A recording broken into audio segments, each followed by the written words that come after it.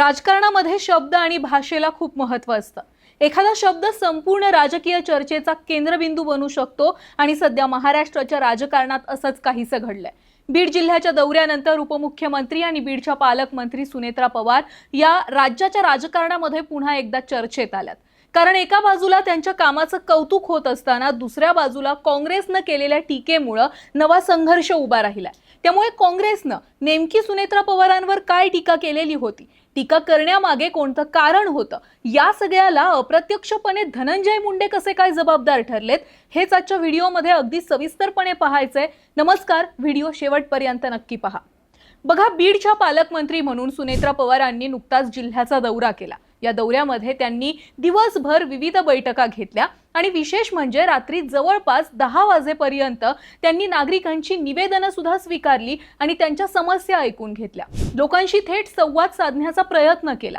त्यांच्या या कामकाजामुळे स्थानिक पातळीवर अशी चर्चा सुरू झालेली की सुनेत्रा पवार हळूहळू अजितदादांच्या कार्यशैलीप्रमाणे प्रशासनामध्ये आता सक्रिय होतात। अनेकांनी त्यांच्या या बदललेल्या भूमिकेचं स्वागतही केलं। मात्र याच दौऱ्यामध्ये झालेल्या पत्रकार परिषदेनंतर संपूर्ण वातावरण बदललं।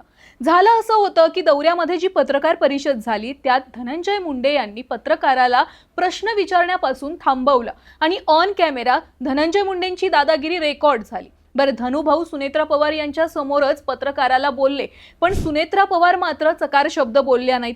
सुनेत्रा पवार यांनी धनुभाऊंच्या दादागिरीकडे केलेल्या दुर्लक्षामुळे सुनेत्रा पवारांना काँग्रेसनं टार्गेट केलं।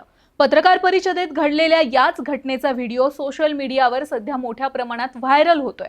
त्याच व्हिडिओचा आधार घेत काँग्रेसनं सुनेत्रा पवारांबाबत प्रचंड चुकीचं विधान केलं।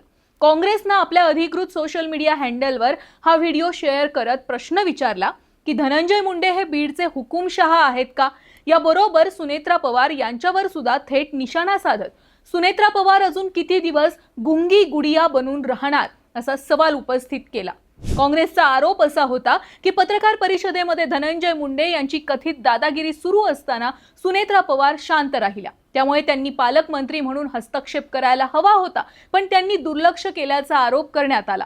मात्र काँग्रेसनं वापरलेला गुंगी गुडिया हा शब्दच मोठ्या वादाचा विषय ठरला आणि अर्थात हा शब्द चुकीचाच आहे। अनेकांना ही भाषा अपमानास्पद सुद्धा वाटली आहे। यावर धनंजय मुंडेंनी जोरदार प्रतिक्रिया सुद्धा दिली आहे। धनंजय मुंडे असं म्हटलेत की काँग्रेसच्या मनामध्ये राज्याच्या पहिल्या महिला उपमुख्यमंत्री सुनेत्रा वहिनींबद्दल किती द्वेष आहे हे या वक्तव्यामधून दिसून येत आहे।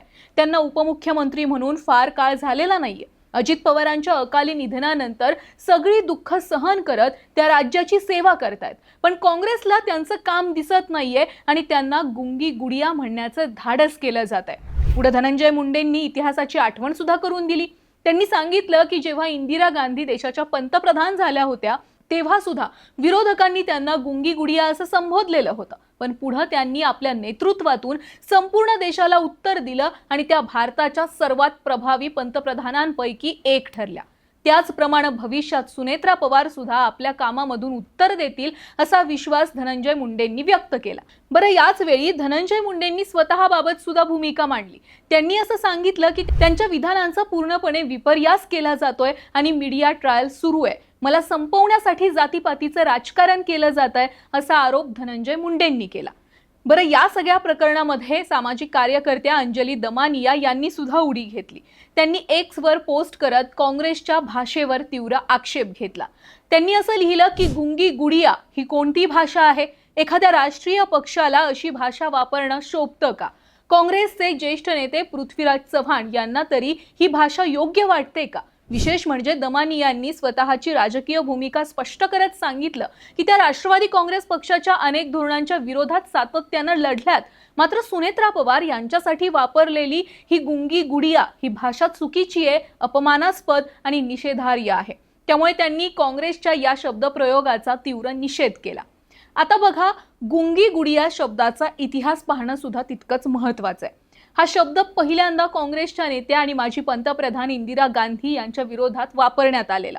समाजवादी नेते डॉक्टर राम मनोहर लोहिया यांनी इंदिरा गांधी पंतप्रधान झाल्यानंतर त्यांना गुंगी गुडिया म्हणून हिणवलं होतं। मात्र पुढे इंदिरा गांधी यांनी आपल्या नेतृत्वानं आणि कठोर निर्णयांनी संपूर्ण देशामध्ये प्रभाव निर्माण केला। त्यांना पुढे आयर्न वुमन म्हणून ओळख मिळाली। त्यामुळे इतिहास सांगतो की एखाद्या नेत्याला सुरुवातीला कमी लेखणारे शब्द नंतर चुकीचे ठरू शकतात।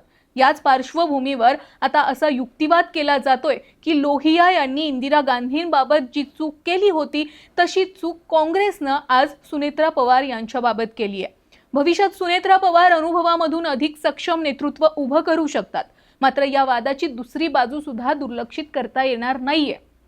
बघा, काँग्रेसनं वापरलेली भाषा चुकीचीच आहे, निंदनीय आहे, परंतु त्यांनी उपस्थित केलेला प्रश्न पूर्णपणे फेटाळून चालणार नाहीये।